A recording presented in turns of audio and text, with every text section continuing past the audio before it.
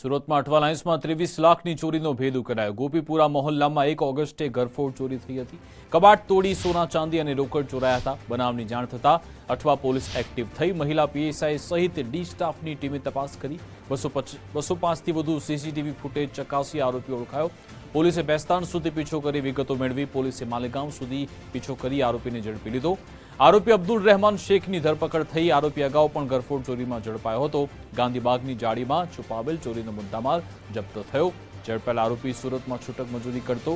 આરોપી સામે સુરતમાં 12થી વધુ ગુના નોંધાયેલા છે। અઠવા લાઇન્સ પોલીસ સ્ટેશનના ગોપીપુરા મોહલ્લામાં એક ઘરમાં પ્રથમ માલથી કબાટ તોડીને કોઈ અજાણે ઇસમ લગભગ 23 લાખના સોના ચાંદીના દાગીના અને કુછેક રોકડ રૂપિયા આ લઈને નાસી ભાગી ગયા હતા। સો એમના ફોલો કરતા કરતા આ લોકો માલેગાંવ સુધી તક પહોંચ્યા મહારાષ્ટ્ર રાજ્યના અને ત્યાંથી આરોપીને ઝડપી પાડ્યા અને આ લઈને અહીંયા આવ્યા તો ખબર પડી કે મુદ્દામાં લઈને આરોપી ગયા નહીં હતા અને અહીંયા જ ગાંધીબાગ પાસે ઝાડીઓમાં છુપાઈને મૂકી દીધા હતા। તો ત્યાંથી આજ પંચનામા કરીને બધા મુદ્દામાલ પણ કબજે કરવામાં આવ્યા છે।